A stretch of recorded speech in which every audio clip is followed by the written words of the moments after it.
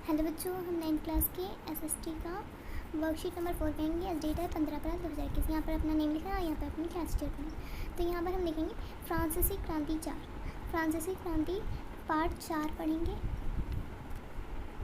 1792 से 1794 उग्र गणतंत्रवाद का चरण। तो 1792 से 1794 के बीच 1789 को की फ्रांस की क्रांति का भय यूरोप के अन्य देशों में भी फैलने लगा।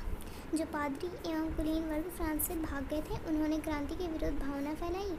फ्रांस के क्रांतिकारी सिद्धांतों का प्रचार सारे यूरोप में होने लगा। ऑस्ट्रिया ने फ्रांस में राजतंत्र को समर्थन दिया।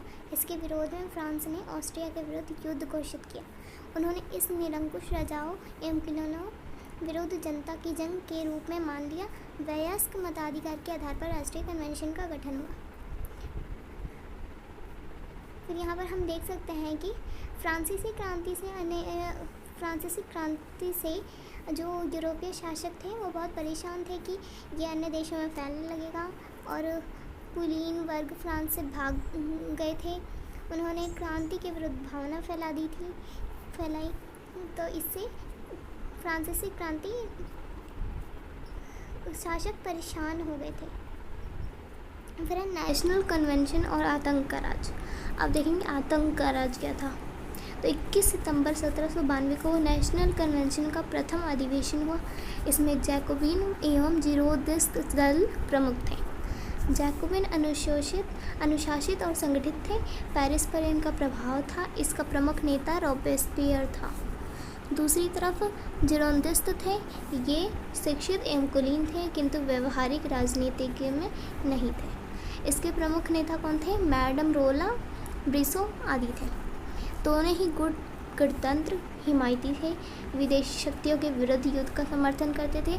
जीरोदिस्ता का मानना था कि क्रांति बहुत आगे जा चुकी है और उसका अंत होना चाहिए। वे और अधिक सामाजिक समानता लाने के विरुद्ध थे।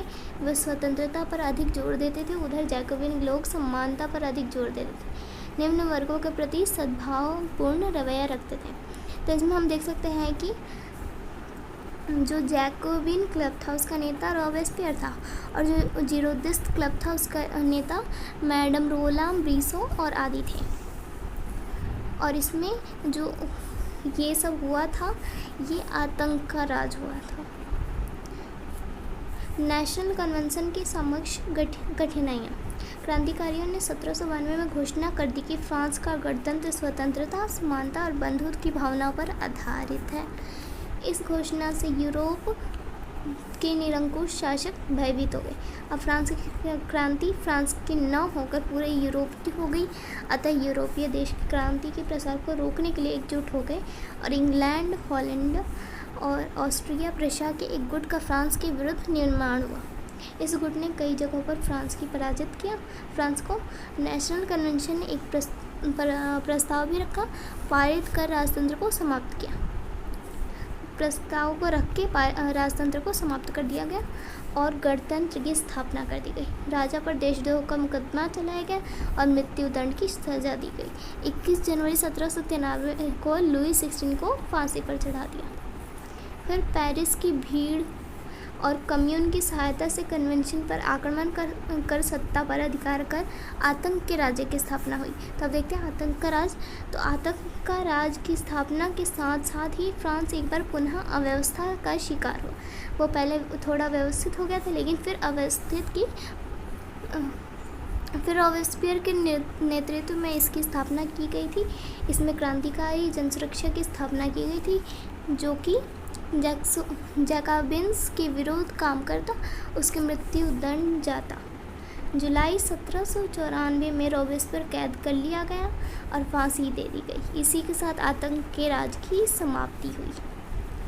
तो आतंक के राज के बाद उदारवादी नेताओं ने देश की सत्ता संभाली और आतंक राज्य की व्यवस्था को भंग किया।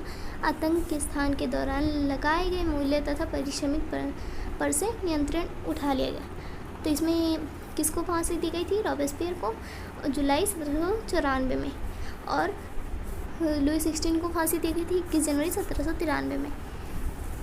और यहीं पर हुआ था आतंक का राज। कब हुआ था? 1793 से 1794 तक हुआ था। 1793 से 1794 तक आतंक का राज हुआ था।